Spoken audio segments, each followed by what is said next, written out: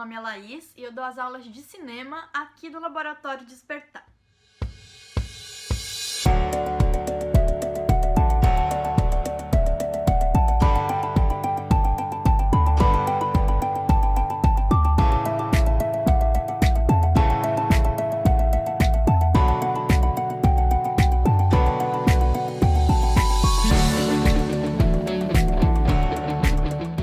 Hoje nós vamos falar sobre duas coisas que são a grande questão do cinema e do vídeo.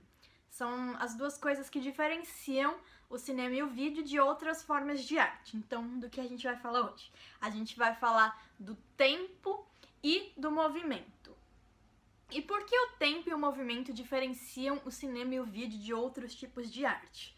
Bom, fica um pouco melhor a gente começar a falar sobre o tempo, então.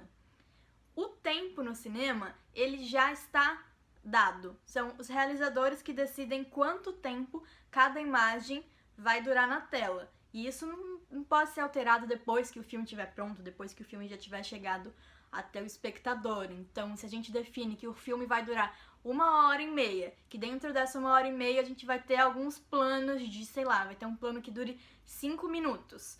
Esse tempo vai estar dado. Mesmo que alguém assista o filme e resolva pausar no meio, parar de ver, avançar, passar por uma cena pra frente, deixar de assistir, achou um plano muito longo, começou a dar uma avançada pra ver se acontece mais alguma coisa, não importa, é uma opção de quem tá assistindo. Porém, o tempo do vídeo já está dado. E isso não acontece em outros tipos de arte. Por exemplo, numa pintura ou numa fotografia, a pessoa que for observar, ela vai observar pelo tempo que ela quiser. Ela vai observar por, sei lá, 5 minutos, 10 minutos, que seja. O tempo não tá dado, não tá escrito observe por X minutos. Enfim, a imagem dura ali eternamente. Agora, no cinema, o tempo está dado. A pessoa decide se ela vai olhar ou não pelo tempo que os realizadores estipularam.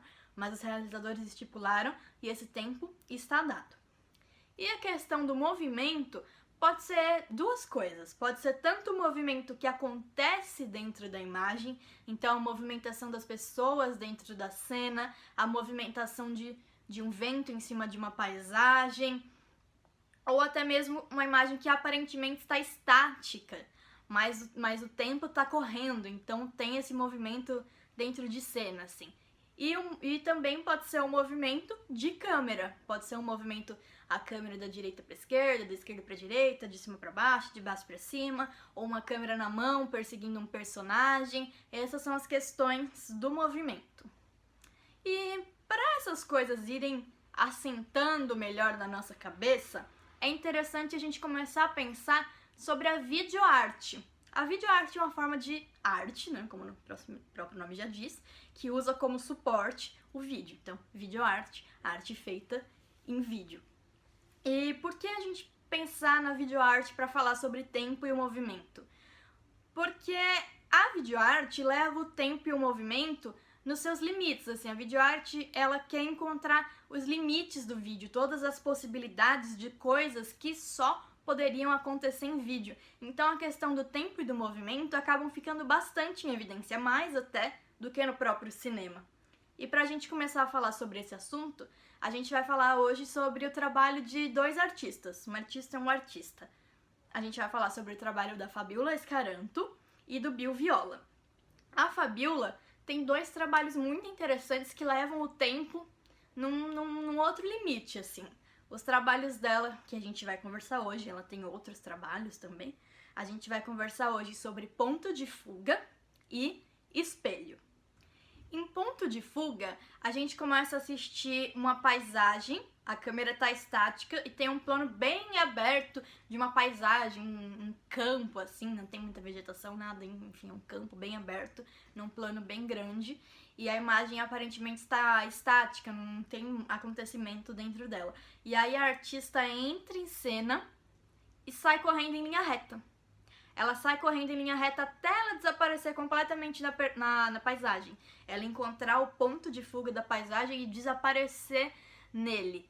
E o vídeo é isso. Logo depois que ela some, volta pra como estava antes, sem nenhum acontecimento, a gente olhando a paisagem. E é interessante dizer que não tem cortes nesse trabalho dela. Foi feito em plano sequência, ou seja, no tempo de ligar e desligar a câmera, basicamente, né? Não é bem isso, mas pra gente entender, vamos colocar dessa forma, o tempo de ligar e de desligar a câmera.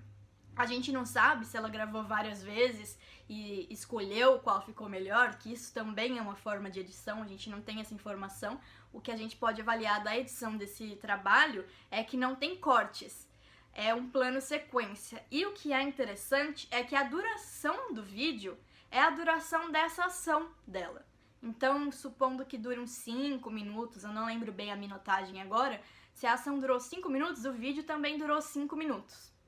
Então, isso é usar o suporte do vídeo para fazer uma coisa que só poderia ser em vídeo. Porque poderia, se fosse uma série de fotografias, não ia ficar tão evidente quanto tempo essa ação durou. A gente não ia ter essa percepção do tempo. E isso é uma coisa que fica bastante evidente no outro trabalho dela. Ela tem um outro trabalho que se chama Espelho. E é um trabalho de aproximadamente uns 15 minutos, onde também é uma câmera estática, filmando um espelho embaçado. E aí é o tempo do espelho desembaçar, que leva aproximadamente uns 15 minutos. E aí a imagem vai revelando o artista de frente pro espelho, a imagem dela vai aparecendo porque o espelho vai desembaçando. E é uma coisa tão demorada que quando a gente começa a assistir, a gente se questiona, gente, será que é uma foto só? Porque não tá tendo movimento, não tá acontecendo. Mas, por exemplo, se você estiver assistindo no YouTube ou alguma coisa do tipo, você vai ver que a barra que tem embaixo com a minutagem tá rolando, o tempo tá rolando, é um vídeo.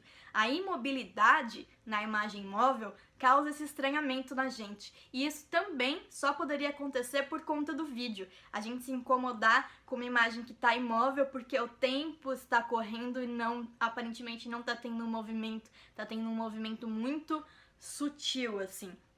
E novamente, o vídeo dura o tempo da ação. Então ela é uma artista que ela trabalha muito com essa questão da duração do vídeo ser a duração da ação. Então ela leva a questão do tempo a esse aspecto, esse limite, assim. Bom, e o Bill Viola, ele tem um trabalho que também lida com a questão do tempo na imagem, mas de uma forma um pouco diferente da forma que a Fabiola lida, porque a Fabiola, ela usa o tempo de uma maneira bastante crua, né? Ela filma o tempo da ação e o vídeo tem a duração daquela ação.